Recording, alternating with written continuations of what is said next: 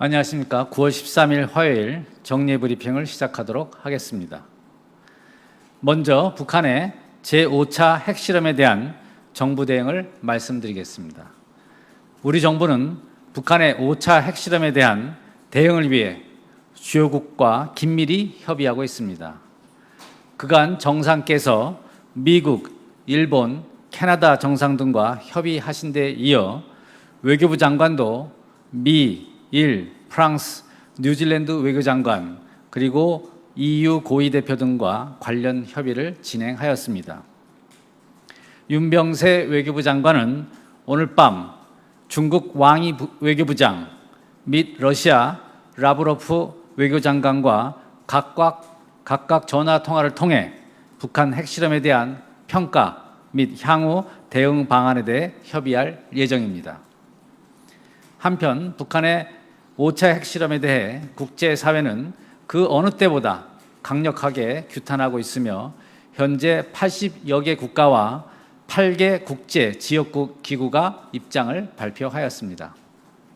특히 이번 규탄 대열에는 중립 또는 비동맹 성향으로 그간 직접적인 규탄을 자제해왔던 국가들도 동참하고 있는 바 대표적으로 북한의 전통적인 우방국인 탄자니아와 니카라과가 최초로 규탄 입장을 표명하였습니다. 한편 보츠와나는 유엔 회원국들이 인권을 존중하지 않고 영내 평화와 안정을 훼손하는 북한과의 외교관계 단절을 검토하는 것이 유일한 해결책이라는 매우 강력한 메시지를 발신하였습니다. 참고로 보츠와나는 지난 2014년 2월 북한 유엔 인권 보고서 COI를 계기로 국민의 인권을 짓밟는 정권과는 협력할 수 없다며 이미 북한과의 외교관계를 단절한 바 있습니다. 북한은 이러한 국제사회의 단합된 목소리에 귀를 기울여야 할 것이며 핵 미사일에 대한 광적인 집착을 보일수록 국제적 고립과 경제적 어려움이 가중될 뿐이며 결국 자멸에 이를 수밖에 없을 것임을 깨달아야 할 것입니다. 다음으로 윤병세 외교부 장관은 미국 뉴욕에서 개최되는 제71차 유엔 총회 일반 토의에 9월 17일 토요일부터 22일 목요일까지 참석할 예정입니다. 이번 유엔 총회는 북한의 5차 핵실험 직후 개최되는 회의로서 윤 장관은 북한 핵 문제에 대한 국제사회의 강력하고 단합된 대응을 촉구하는 데 중점을 둘 계획입니다. 윤 장관은 총회 기조연설, CTBT 외교장관 회의 기조연설 등 주요 계기에 북한의 도발 행태를 엄중히 지적하고 안보리 이사국을 포함 주요 국가들과 양자회담을 개최하여 북한 핵 문제 대응 방안에 대해 협의할 예정입니다. 이 밖에도 각종 고위급 회의 참석을 통해 난민, 이주민 문제, 지속가능 개발, 기후변화 등 주요 글로벌 현안에 대한 우리의 기여 방안을 설명하고 북한의 심각한 인권 및 인도적 상황 문제도 제기할 예정입니다. 한편 윤병세 장관은 9월 13일 화요일 오늘 오후 외교부에서 나가민의 야스마사 신임 주한 일본 대사를 접견할 예정입니다. 나가민의 대사는 지난 8월 25일 부임하였으며 부임 인사 차원에서 윤병세 장관 예방을 신청하였습니다. 이번 면담에서 윤병세 외교부 장관은 나가민의 대사에게 한일 관계 발전을 위한 긍정적 흐름이 계속 이어지도록 노력해 줄 것과 북한의 5차 핵실험 이후 양국 간 긴밀한 공조에 힘써 줄 것을 당부할 예정입니다. 또한 윤병세 장관은 오늘 오후 중앙보훈병원에서 요양 중이신 하상숙 할머니를 병문안합니다. 지난 4월 외교부, 여성가족부 등이 긴밀히 협력하여 치료를 위해 국내로 모셔왔던 하상숙 할머니께서 건강을 많이 회복하셔서 요양병원으로 옮기셨다는 소식을 듣고 추석 인사차 찾아뵙는 것입니다. 마지막으로 한진해운 사태 관련 외교부 대응에 대해 설명드리겠습니다. 한진해운의 법정관리 개시 이후 한진해운 운영 선박의 승선안 선언 및 한진해운 파견 주재원의 안전 문제에 대한 국내적 관심이 큰 걸로 알고 있습니다. 이와 관련 외교부는 54개 재공간을 통해 우리 선원 신변 안전 및 선내 주 부식 등 생필품 공급 상황을 상시 파악하는 등 긴밀한 연락 체계를 유지 중에 있습니다. 현재까지 보고된 우리 선원들의 신변 안전상 특이 사항은 없는 상황이나 외교부와 재공간은 근본 사태가 장기화되면서 우리 선원들의 건강과 안전에 대한 우려가 커지고 있는 만큼 영사 조력 필요시에 대비하여 관련 상황을 지속 모니터링해 나갈 예정입니다.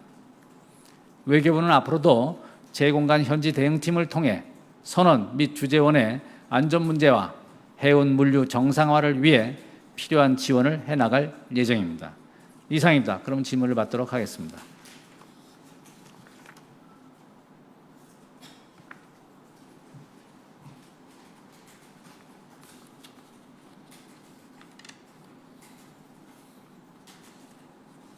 예.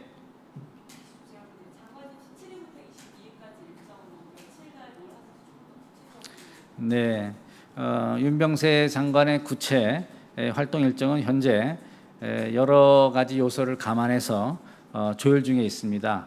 조만간 확정되는 대로 알려드리겠습니다. 그 중에는 아까 제가 모두 발언에서도 말씀드렸습니다마는 주요국 안보리 상임이사국을 비롯한 주요국 장관들과의 외교장 양자회담도 포함되어 있습니다. 그 하상숙 할머니 면담과 관련해서 그 장관님이 위안부 합의 타결 이후에 위안부 피해자분을 만나시는 게 처음인지 확인해 주시고요.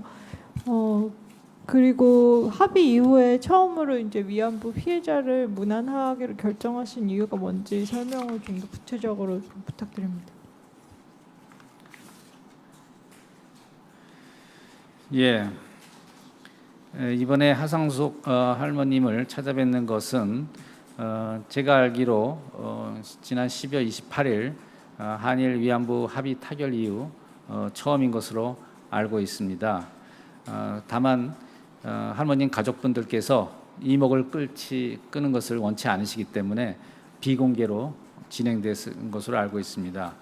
앞으로 재단이 중심이 되어서 재단 사업 실시 과정에서 시설 거주 피해자분들을 포함한 모든 피해자분들을 계속해서 만나 뵐 것으로 알고 있고 윤 장관께서도 이번과 같이 적절한 계기에 많은 분들을 찾아뵐 수 있을 것으로 봅니다.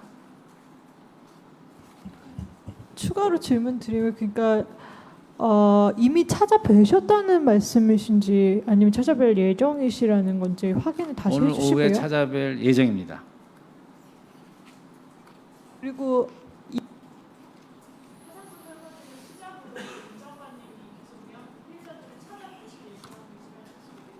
네, 그렇습니다. 이번과 같이 적절한 계기에 추가적으로 찾아뵐 수 있을 것으로 봅니다.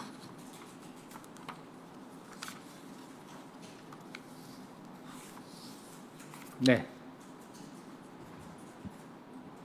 네, 이데일리 장영 기자입니다. 그 오늘 밤에 윤병세 장관님이 왕이 외교부장 및 이제 러시아 외교장관이랑 전화 통화로 이제 협의를 하실 예정이라고 말씀 주셨는데요.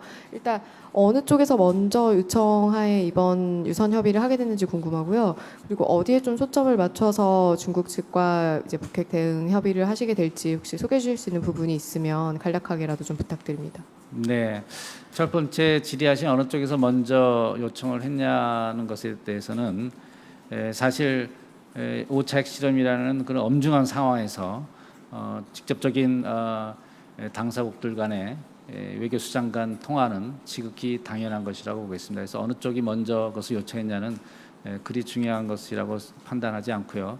전화 통화가 이루어지면 아무래도 그 5차 핵실험 그 대응 방안에 대해서 유엔 안보리 차원 그리고 여러 가지 국제적인 압박 그런 제고 차원에서 종합적으로 논의가 있을 것으로 생각이 됩니다. 무엇보다도 이 상황의 엄중성에 대한 평가를 공유하고 그리고 유엔 안보리 제재 결의를 신속하고 강력하게 채택하는 문제에 대해서 중점적으로 논의가 있을 것으로 예상하고 있습니다. 약간 관련된 질문일 수 있을 것 같은데요. 미국 전문가들 사이에서는 한반도 사드 배치 문제가 안보리 결의에 명확한 장애물이 될 거다라는 의견이 나오고 있다고 하는데 여기에 대해서 혹시 정부 입장 있으시면 좀 부탁드리겠습니다.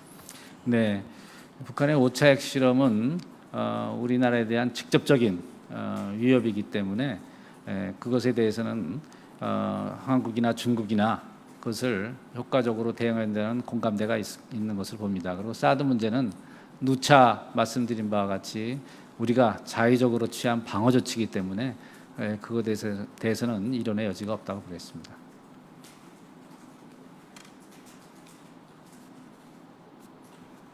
네. 네, 이건 다른 질문인데요. 그 추석 연휴 동안 외교부 내에서 이번에 북한의 5차 핵실험 대응 관련해서 뭐 TF 가동이라든지 뭐 관련해서 좀 어떻게 하실 계획이신지 좀 알려주시기 바랍니다. 네, 주지하다시피 핵실험 직후 지난 4차 핵실험 이후에 구성되었던 장관 주재 태스크포스가 재가동이 되었습니다. 대통령님께서 이번 사태를 국가 비상사태에 준하는 그런 상황으로 규정하신 만큼 외교부로서는 그에 상응한 비상근무 태세를 유지하고 있습니다. 따라서 이번 추석 연휴 기간에도 그 TF는 계속 가동될 것입니다.